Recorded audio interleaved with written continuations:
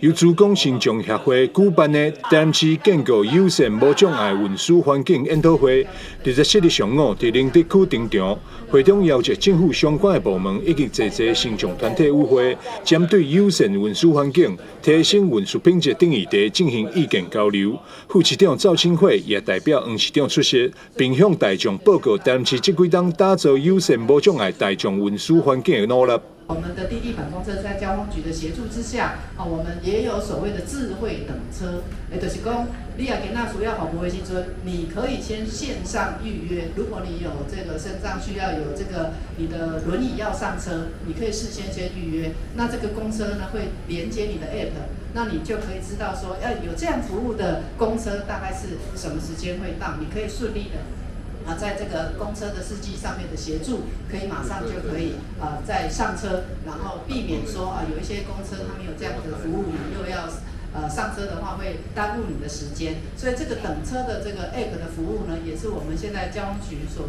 推动的，那都可以提供大家更便利的预约服务。除了静态研讨交流，主办单位也特别请大台南公车驶来一只加底盘的公车，实际体验搭乘的流程，并进行意见交换。如果那个公车没有降下来的话，非常危险。台湾现在毕竟进入超高龄的社会，那我想呢，除了我们身障朋友行动不便以外，还有我们阿公阿嬷这些年纪比较大的已经行动不方便，出门的话。都要靠大众运输。我希望我们整个台南市的大众运输，从搭高铁到台铁，还有我们的市区公车，能够一连贯的能够有无障碍的便利的一个